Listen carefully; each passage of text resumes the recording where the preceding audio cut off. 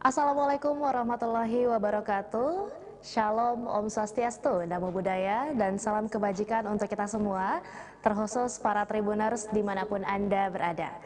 Selamat sore, dan senang sekali saya Anissa Husnuzan dapat kembali menyapa Anda di Ngopi, Ngobrol Virtual edisi Rabu 19 April 2023, hanya di kanal YouTube dan Facebook Tribun Timur. Dan para Tribuners dimanapun Anda berada yang ingin menyampaikan komentar dan pertanyaannya dapat langsung menuliskannya di kolom komentar di kanal YouTube ataupun di kanal Facebook. Dan dalam kurang lebih 30 menit ke depan kita akan berbincang banyak khususnya dengan tamu spesial kita. Ada Bapak Dr. Kiai Haji Abbas Bacomiro selaku Wakil Ketua Bidang Tarjih Pengurus Wilayah Muhammadiyah Sulawesi Selatan. Nah, Assalamualaikum Ustadz, sudah hadir di ruang virtual. Waalaikumsalam warahmatullahi wabarakatuh. Iya, boleh mungkin dulu Ustadz disapa-sapa terlebih dahulu para Tribuners yang ada di rumah dan diberikan sedikit penyemangat mungkin untuk menjalankan atau melanjutkan ibadah puasa. Baik, ya, Assalamualaikum warahmatullahi wabarakatuh. Waalaikumsalam warahmatullahi wabarakatuh. Gimana kabarnya semua? Masuk ke pemirsa dalam kesempatan podcast kali ini.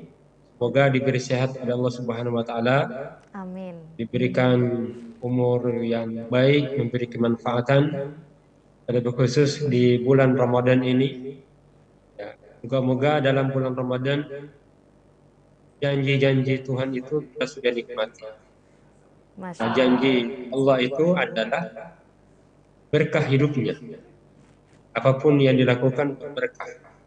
Bahkan di mana saja berada akan diberkahi. Janji Allah itu kalau bulan Ramadan ini biasanya Allah akan melatih kita jamaah hati agar urusannya dimudahkan. Amin. Itu konsekuensi puasa. Rajin bertaat kepada Allah, membantu orang lain, konsekuensinya Allah akan mudahkan. Bahkan ada satu kalimat bahwa orang yang dalam puasa Ramadan ini atau melakukan amal kebajikan diberi kamus hidup, tidak ada jalan buntu dalam hidupnya. Masya Allah. Semuanya ada jalan hidup, ada jalan keluar. Ya, salah satunya adalah lewat seperti ini. Bisa berkomunikasi, itu salah satu jalan kebaikan. Alhamdulillah. Masya Ya, Allah. seperti itu. Ya, mudah-mudahan segala aktivitas yang dilaksanakan oleh para Tribuners khususnya dan juga Ustadz sendiri dapat bernilai ibadah ya Ustadz ya, dan mendapatkan berkah dari Allah Subhanahu wa Ta'ala. Amin ya Rabbal Alamin. Nah, yang pertama mungkin Ustadz melalui putusan resmi dari Muhammadiyah mengenai Hari Raya Idul Fitri yang akan dilaksanakan pada Jumat 21 April mendatang, bagaimana perhitungan yang dilakukan atau yang digunakan oleh Muhammadiyah dalam menetapkan tanggal 1 Syawal? Mungkin Ustadz boleh sedikit menjelaskannya kepada para Tribuners. Ya, baik. Perlu kami sampaikan bahwa jadi umat Islam ini tentu sangat berbahagia dengan Hari Raya Idul Fitri. Dia adalah hal yang ditunggu-tunggu mengenai kapan petangnya. Ya, seperti Syawal ini termasuk 1 Syawal, pada di mana kaum muslimin akan melakukan lebaran. Di situ ada silaturahim, ada puncak peribadatan dengan merayakan kemenangan beribadah di dalam bulan Ramadan. Pada intinya puasa Ramadan itu substansinya kita berpuasa. Ya, berpuasa 1 bulan penuh. Kenapa? Karena dengan puasa tadi ini, seperti yang saya katakan tadi di awal, bahwa akan memberikan keberkahan hidup dalam hidup orang beriman atau orang yang berpuasa. Ataukah dengan puasa ini dia bisa tahu baik, yang jelek. Nah, itu adalah hadiah langsung di dunia. Orang yang berpuasa itu akan dimudahkan oleh Allah, bisa melihat mana yang jelek, mana yang baik. Bahkan yang lebih dahsyatnya, orang yang berpuasa ini itu akan diberi jalan keluar, bahkan rezeki dari arah yang tidak disangka-sangka. Makanya kenapa kita bergembira dengan Ramadan itu pada hari raya? Ya, karena situlah puncaknya. mana kita akan menikmati buah-buah dari Ramadan. Nah, kapan kita lebaran? Hari rayanya itu 1 Syawal. Ulama sepakat itu 1 Syawal. Hanya di dalam menentukan awal Ramadan 1 Syawal, di sini ulama atau ahli fikih bersidang pendapat. Karena kenapa? Metode yang digunakan yang berbeda. Ya, metode yang digunakan berbeda. Ada dua minimal metode yang ini setidaknya ada dua yang dikenal di kalangan kaum muslimin. Yang pertama adalah metode imkan ru'yah, jadi melihat langsung bulan atau hilal itu, ataukah apakah dengan menggunakan telepon atau alat, atau yang kedua dengan menggunakan perhitungan, yang namanya dengan hisab. Nah, perhitungan hisab ini ada suatu perhitungan berdasarkan ilmu pengetahuan. Ya, ilmu pengetahuan. Maka cara penentuannya ini itu ditentukan maka oleh Muhammadiyah karena menggunakan metode hisab. Jadi istilahnya dengan perhitungan bilangan bulan dan matahari, ya, maka ini sekarang sudah ditetapkan. Dan di mana sebentar ataukah besok ini, ya, kita akan melihat di mana pada hari Selasa ini tanggal 20 Syakban. Ya. Kemudian itu yang di awal yang dulu untuk Syawalnya pada hari Kamis besok tanggal 29 Ramadan yang bertepatan dengan 20 April itu berdasarkan ilmu hisab atau ilmu falak itu terjadi istimak jalan Syawal 14 Hijriah terjadi pada pukul 11 lewat 15 menit 6 detik itu di waktu Indonesia Barat. Nah, tinggi bulan pada saat matahari terbenam itu di Yogyakarta khususnya, di mana itu pada posisinya 7,-07 derajat 60 menit. Kemudian posisi bulan ketika itu adalah 1 derajat 47,58. Jadi hilal sudah wujud, jadi kurang lebih 1,58 derajat. Dan ini terjadi seluruh wilayah Indonesia. Dan ini terjadi pada saat matahari terbenam, itu bulan berada di atas ufuk. Hingga dipastikan 1 Syawal itu jatuh pada hari Jumat 21 April 2023. Apa alasannya? Kenapa menggunakan hisab ini? Kan di dalam Al-Quran itu sudah dijelaskan bahwa al-qamaru wasyamsu wal qamar bihusban. Jadi matahari dan bulan itu terhitung bilangannya. Artinya bisa dihitung kapan awal bulan, kapan akhir bulan. Dan tingkat keakuratannya itu sangat kurang sekali, sangat rendah. Ya. Kenapa digunakan ini juga tidak menggunakan ru'yat, walaupun itu sabda Nabi, sumu li ru'yatihi waqtiru li ru'yatihi. Jadi sholatlah kemudian berpuasalah dengan melihat hilal. Ini sebenarnya Nabi SAW menjadikan penjelasan bahwa kalau kita mau berpuasa pastikan bulan Ramadan telah masuk. Dan cara memastikannya ini berbagai cara boleh kita laksanakan. Bisa melihat langsung dengan istilah imkan ru'yat, bisa juga dengan menggunakan perhitungan. Dengan perhitungan itu kita bisa pastikan awal bulan, termasuk awal bulan Rajab, Sya'ban, termasuk Ramadan, kita bisa pastikan awal Ramadan. Bahkan 1 Syawal dan Zulhijjah bisa dengan menggunakan perhitungan itu. Jadi dasar normatifnya itu karena kita diwajibkan berpuasa pada bulan, sehingga kita harus pastikan berpuasanya sudah masuk bulan Ramadan. Dengan hisab, perhitungan, dan ilmu teknologi bisa dipastikan bahwa kita sudah berada pada bulan Syawal. Jadi demikianlah. Tapi ini tanpa mengurangi menghargai pandangan-pandangan dan metode-metode yang lain. Ya, seperti itu. Iya, Ustadz. Nah, namun selain itu juga mengingat bahwa hingga hari ini pun dari pihak pemerintah khususnya melalui Kemenak belum melakukan sidang isbat, yang berarti putusan resmi pemerintah juga belum dikeluarkan, dan sedangkan untuk pelaksanaan sholat Idul Fitri di tanggal 21 Jumat nanti tersisa 2 hari, sudah sejauh mana persiapan yang dilakukan oleh Muhammadiyah sendiri, Ustadz? Ya, baik. Ini salah satu filosofi kenapa hisab itu lebih digunakan, karena ini terkait dengan kemaslahatan. Kemaslahatan dalam arti kita bisa memprogramkan, bisa memanage apa-apa yang akan kita laksanakan. Jadi jauh-jauh itu kita sudah mempersiapkan, misalnya Ramadan, 1 Ramadan, kemudian 1 Syawal, kan terkait dengan Idul Fitri. Kemudian nanti juga sudah kita tetapkan 1 Zulhijjah, itu 9 Zulhijjah dan 10 Zulhijjah. Nah, ini tentu itu akan membantu. Salah satunya adalah dalam pelaksanaan sholat Idul Fitri ini, pimpinan wilayah Muhammadiyah Sulawesi Selatan telah mengidentifikasi daerah-daerah yang akan melaksanakan tanggal 21.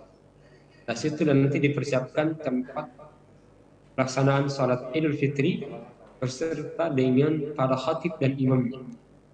Kita sudah menempatkan ataukah menyampaikan maklumat itu sehingga daerah-daerah akan mempersiapkan lokasi-lokasi yang akan dijadikan sebagai tempat sholat, dan kebanyakan itu di lapangan dan juga ada di masjid, dan itu di tempat para dai-dai mubalik Muhammadiyah untuk menempati di tempat-tempat.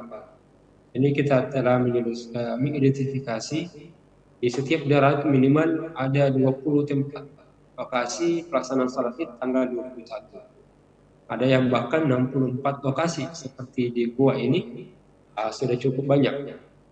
Yang di Parepare, kemudian di Palopo, yang di seluruh daerah dari 24 kabupaten dan kota itu telah mempersiapkan tempat-tempat salat baik khatibnya maupun imam-imamnya.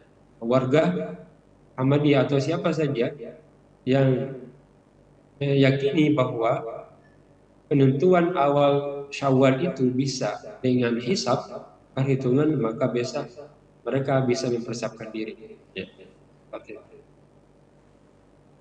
Iya, Ustadz, luar biasa.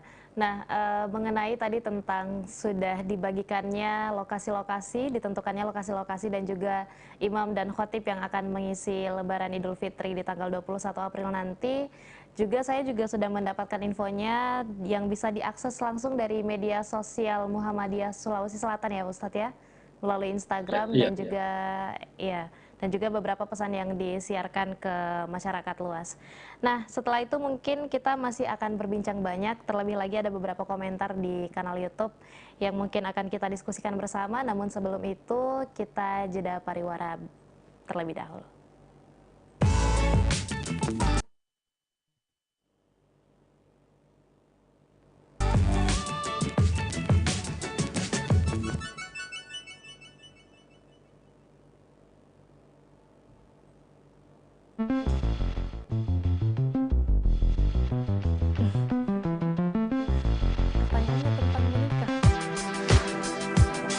Jalan-jalan ke pantai atau menaiki puncak gunung, melihat dataran indah dan membayangkan lukisan alam Tuhan yang menakjubkan akan tersaji dalam sebuah liputan menarik juga eksklusif. Ikuti perjalanan saya menuju destinasi paling epik di Sulawesi Selatan, hanya di Wisata Virtual Tribuners.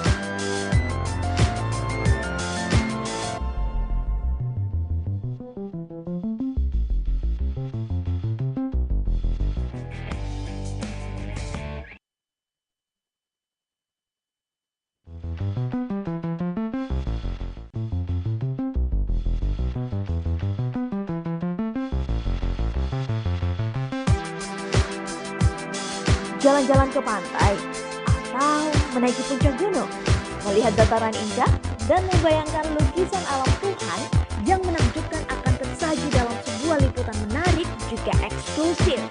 Ikuti perjalanan saya menuju destinasi paling epik di Sulawesi Selatan, hanya di Wisata Virtual Tribuners.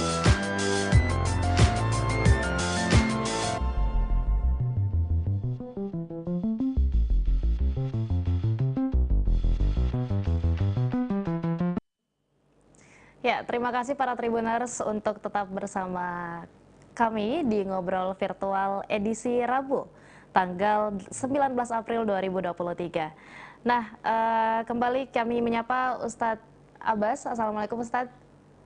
Iya, Assalamualaikum warahmatullahi jadi di wabarakatuh. kolom komentar ada satu pertanyaan Ustadz dari saudari Apriliana Lestari yang menanyakan bahwa seringkali dipaksa atau tertekan karena kondisi serta selalu didorong untuk segera menikah atau mempunyai pasangan hidup, tekanan dan dorongan dari orang tua atau keluarga besar yang selalu datang. Kira-kira kalau menurut Pak Ustadz, bagaimana harus bersikap secara bijaksana dalam menghadapi kesombongan dan kebanggaan keluarga yang sama sekali tidak berarti seperti itu mungkin Ustadz. Nah ini mungkin masalahnya biasanya kalau di momen-momen lebaran biasanya bertandang ke rumah keluarga, seringnya ditanyakan tentang kapan menikah dan sebagainya. Boleh mungkin dijawab Ustadz tentang bagaimana sebaiknya kita bersikap? Iya, baik. Jadi momentum bulan Ramadan ini dan sekaligus juga nanti Lebaran Hari Raya Idul Fitri adalah momentum untuk mendapatkan jalan keluar dari berbagai masalah yang kita hadapi. Nah, seperti yang saya sampaikan tadi, puasa, ketaatan kepada Allah, kemudian silaturahim, buka puasa bersama, itu adalah momen-momen di mana Allah akan memudahkan segala perkara yang kita hadapi. Jadi perkara dunia, itulah yang disebutkan dalam Al-Quran, وَمَنْ يَتَّقِ اللَّهَ يَجْعَلْ لَهُ مِنْ أَمْرِهِ يُسْرًا. Jadi siapa yang bertakwa kepada Allah, takwa ini dimaknai secara luas. Jadi melakukan kebaikan-kebaikan. Apakah itu kebaikan kepada Allah ataukah kebaikan kepada manusia? Pada Allah kita puasa, kita sedekah, kita berhaji, kita berumrah. Adapun kebaikan kepada manusia seperti ya silaturahim, menjaga hubungan kekerabatan, mendoakan orang tua, termasuk di dalamnya adalah pengabdian kepada orang tua. Ya ini tentu cara yang terbaik. Nah dalam hal ini ya mensosialisasikan kemudian berkomunikasi dengan baik salah satu jalan keluar untuk keluar dari jalan buntu. Konsultasi, bersilaturahim, kata Rasulullah SAW, man ahabba ayyubsata lahu fi rizqi wa yansa lahu fi asari falyasil rahimah. Jadi siapa yang mau diluruskan, dimudahkan urusannya, ya termasuk urusan rezeki. Tapi mana rezeki ini apa saja yang membuat kita senang, apa saja yang membuat kita lapar. Itu termasuk kelancaran masalah, kelancaran perkara-perkara kita. Falyasil rahimahu, maka hendaklah ia menyambung yang silaturahim. Nah, mengawali segala sesuatunya itu dengan niat, dengan basmalah, billah. Ya, dan memohon kepada Allah Subhanahu wa taala agar diberikan jalan hidup yang baik. Itu kan selalu kita minta. Dinas siratal mustaqim, tunjukilah kami jalan yang lurus. Nah, artinya apa di sini? Jalan yang terbimbing, jalan yang baik. Dan salah satu cara kita terbimbing ini itu lalu menghadirkan nilai-nilai kebaikan. Ataukah ada istilah berpikir berkah. Berpikir berkah itu adalah berpikir melihat sesuatu sisi kebaikannya, walaupun di situ ada sisi keburukan. Contoh kalau kita bersilaturahim, ziarah-ziarah. Di saat kita berziarah, kita disuguhi minuman yang ternyata tuan rumah ini, tuan rumah ini hanya menyuguhkan 1 gelas air. Itu pun tidak penuh, 1/2 gelas air. Bagaimana cara berpikir orang yang berkah hidup? Orang yang berkah hidup melihat sesuatu itu isinya, bukan apa yang tidak ada isinya. Maka dia akan melihat airnya. Walaupun air segelas itu hanya seperempat, maka yang dilihat itu adalah airnya yang ke bawah. Oh, alhamdulillah ada juga walaupun setengah. Tapi orang yang berpikir tidak berkah, cara berpikirnya dia akan melihat yang di atasnya. berpikir kenapa tuan rumah ya tidak penuhkan sekalian air gelas itu supaya kita bisa minum dengan baik, ya, bisa puas. Ini kikir sekali tuan rumah. Kan cara berpikir yang tidak berberkah. Kita melihat dari sisi positif. Nah, sama lah juga mungkin berinteraksi dengan orang tua. Orang tua mungkin terkadang kita lihat, ini terlalu memaksakan kehendak. Tapi di situ ada sisi-sisi kebaikan. Ada harapan-harapan melihat anaknya baik. Ya, melihat anaknya baik. Salah satunya adalah mau melihat anaknya menikah. Nah, tentu dengan tanggung jawab orang tua melihat anaknya menikah ini itu suatu kegembiraan, suatu kemenangan, ya, kegembiraan dan kebahagiaan tersendiri. Nah, sehingga ketika kita sebagai anak melihatnya sisi kebaikannya, sambil melihat apa yang menjadi masukan-masukan, ya, berkonsultasi, mendengarkan orang tua berbicara. Orang tua pun sebaliknya membuka telinga, menyiapkan telinganya untuk mendengarkan keinginan-keinginan anaknya seperti apa. Nah, karena itu adalah salah satu pintu-pintu rezeki yang Allah sebutkan. Wa may yattaqillah yaj'al lahu makhraja. Jadi siapa yang berperilaku baik, maka Allah keluar.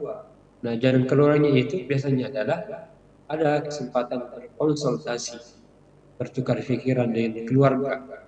Dari situ insya Allah akan menemukan titik temu, titik berkah. Karena semuanya mengawali dengan niat yang baik dan berpikir positif. Ada suatu kaidah bahwa at-thayyibatu lit-thayyibin. Jadi orang yang berpikir baik itu akan dipertemukan dengan orang yang baik-baik pula. Tapi sebaliknya, al-khabithatu lil-khabithin. Jadi perempuan yang buruk-buruk itu akan dipertemukan juga dengan laki-laki yang buruk. Artinya, apa yang menjadi motivasinya? Itu dia. Oleh karena itu sebaiknya kita ini selalu memperindah cara berpikir, cara bersikap dan berperilaku. Allah akan tunjukkan. Walaupun mungkin doa harapan-harapan kita ini itu terkadang tidak langsung diberikan oleh Allah. Jadi harapannya terkadang tidak terkabulkan. Tapi disitulah sebenarnya cara Allah Subhanahu wa ta'ala mendidik. Jadi kalau ada harapan, ada cita-cita, keinginan-keinginan yang belum terpenuhi, bahkan berlawanan dengan keinginan kita, itu sebenarnya Allah ingin membina, ingin membimbing kita agar bersabar. Bahwa ada sesuatu yang lebih besar lagi yang akan datang. Mungkin kebaikan yang saat ini yang kita minta hanya 50, tapi Allah mau memberi 100. Maka agar sesuai dengan 100 itu, maka kita diminta bersabar dulu supaya bisa bersiap menerima yang lebih besar lagi. Allah. Iya, Masya Allah Ustadz. Artinya bagaimanapun itu momen-momen ketika kita berkumpul bersama keluarga, apapun yang dilakukan itu sebaiknya kita terima dengan menerapkan sifat husnuzan tadi ya Ustadz ya, berpikir positif, sebuah kalimat yang mungkin disampaikan oleh orang tua dan keluarga itu diterima sebagai bentuk nasihat ya Ustadz ya. Masya Allah, luar biasa. Nah, kita mungkin kembali sedikit ke topik yang pertama tentang bagaimana pelaksanaan Idul Fitri di tanggal 21 April nanti, melihat adanya perbedaan yang terjadi dalam putusan pelaksanaan Hari Raya Idul Fitri. Nampaknya ada beberapa oknum masyarakat Ustadz yang nampaknya menganggap ini sebagai bentuk perbedaan pandangan dalam agama dengan tentunya dengan sayangnya dengan opini negatif. Nah, dapat mungkin disampaikan Ustadz kepada para tribuners atau khususnya kepada umat muslim tentang bagaimana kita sebaiknya juga menanggapi perbedaan-perbedaan seperti ini Ustadz. Baik, Masya Allah. Ini tentu pertanyaan dan salah satu kerisauan kita dalam merespon berbagai masalah. Pada prinsipnya, jadi perbedaan ini itu akan terjadi kemungkinan besar. Kenapa? Kenapa terjadi perbedaan? Ya, karena perbedaan metode yang digunakan dalam penetapannya. Karena ini masuk ranah ijtihad, ranah fikih. Fikih itu identik dengan perbedaan dalam memahami teks-teks kitab suci, teks Al-Quran dan Sunnah. Nah, karena itu di Muhammadiyah sendiri itu selalu berkomitmen agar selalu menghargai, menghormati, toleran dengan perbedaan. Lebih-lebih bila mengalami pengalaman berbeda dalam tahapan awal. Jadi pengalaman dulu memang sudah bukan yang baru lagi sebenarnya. Itu dari awal sudah ada perbedaan dalam penentuannya. Bahkan bukan hanya Ramadan atau hari Raya Idul Fitri, tapi praktek-praktek keagamaan lainnya ini itu sering berbeda. Seperti ada yang kunut, ada yang baca basmalah dijaharkan, dibesarkan, ada yang bersanji, ada yang tidak, ada yang tahlilan, yasinan. Itu semuanya itu adalah lahir dari perbedaan melihat teks-teks agama. Jadi artinya ini sesuatu yang memang sudah terbiasa terjadi. Kenapa? Harapannya perbedaan yang terjadi itu oleh Islam menganggap itu akan muncul, timbul penghargaan dan kearifan. Saling menghargai dan saling memaklumi dan menghormati.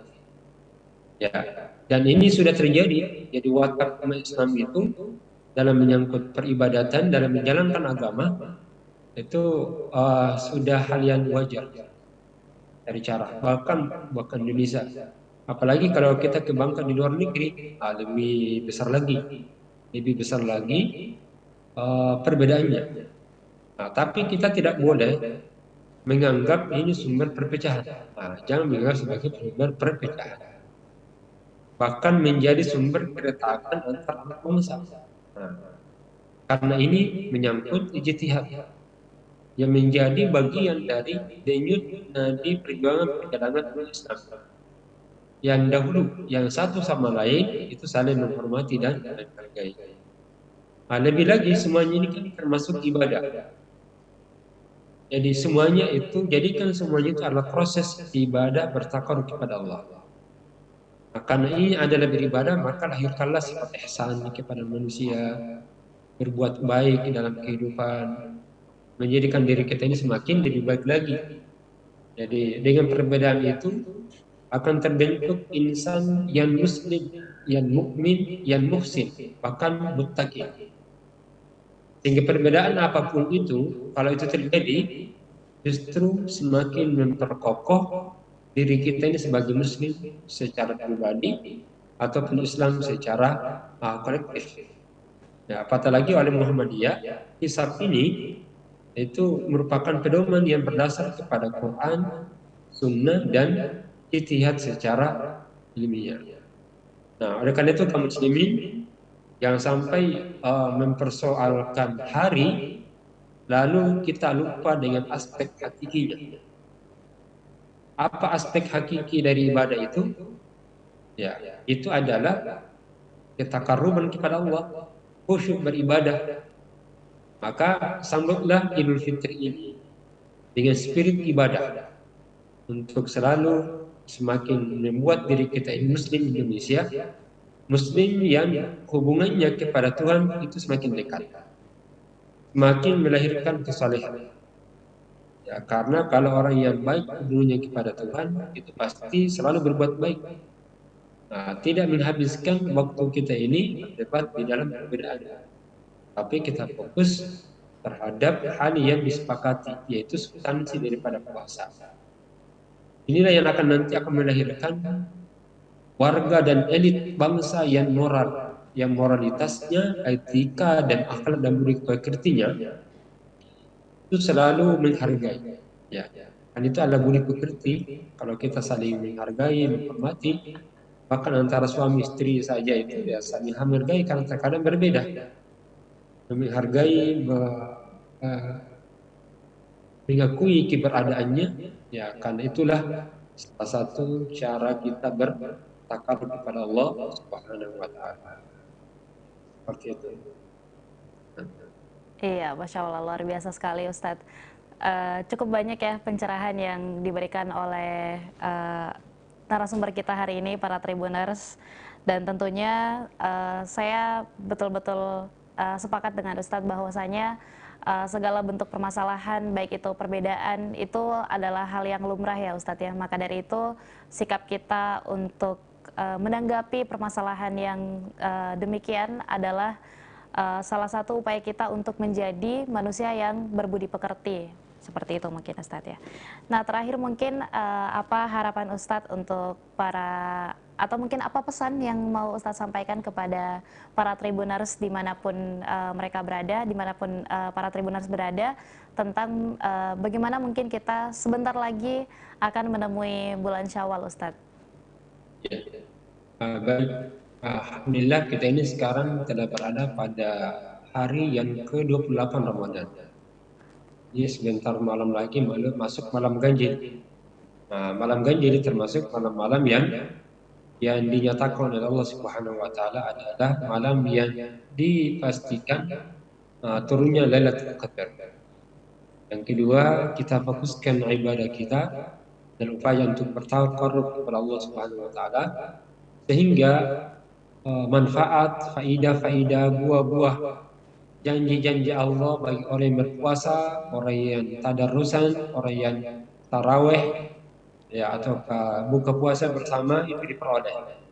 Di antaranya adalah adanya sifat furqan dalam diri kita ini. Nah, kita berharap ada furqan. Furqan itu adalah kemampuan memilih mana yang baik kita laksanakan, kemampuan melihat mana yang buruk, mana yang jelek kita tinggalkan.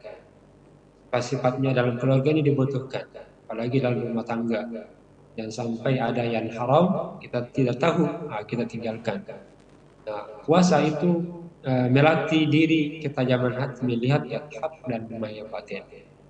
Yang kedua, kita maksimalkan juga mengevaluasi apakah Ramadan ini sudah memberikan makna, membukakan jalan keluar dari masalah yang kita hadapi. Karena itu adalah janji Allah bagi orang yang berpuasa.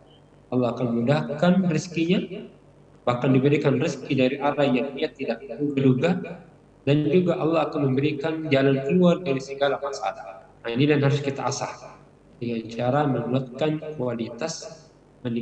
kualitas ibadah kita, baik itu puasa maupun salat malam, salat tarawih. Dan yang ketiga pula adalah perbedaan terjadi di masyarakat ini terkait dengan perbedaan pelaksanaan sholat Idul Fitri, itu sesuatu yang wajar yang perlu disikapi dengan menghargai ataukah toleransi dan saling menghormati antara satu dan lain. Dan itulah dengan cara seperti ini kita akan terlatih kekokohan hati untuk melihat perbedaan itu sebagai suatu hal yang menguatkan, ya, bahkan menyatukan kita. Itulah makna kebinekaan. Berbeda-beda, tetapi kita tetap bersatu dan rasa persaudaraan tidak boleh lentur diakibatkan karena perbedaan itu. Seperti itu. Iya, Masya Allah luar biasa. Mudah-mudahan perbedaan itu malah semakin menguatkan persatuan kita ya Ustadz ya. Masya Allah, para Tribuners tentunya sangat banyak sekali hal yang dapat kita petik dalam obrolan kita pada sore hari ini di Ngobrol Virtual edisi hari ini. Maka dari itu tentunya kami mewakili Tribun Timur mengucapkan banyak-banyak terima kasih kepada Dr. Kiai Haji Abbas Bacamiro tentunya telah meluangkan waktunya untuk berbagi banyak hal kepada para Tribuners. Dan juga para Tribuners dimanapun Anda berada, terima kasih telah menyaksikan Ngobrol Virtual edisi Rabu tanggal 19 April 2023. Saya Anissa Husnuzan dan seluruh kru yang bertugas pamit undur diri. Wassalamualaikum warahmatullahi wabarakatuh dan sampai jumpa.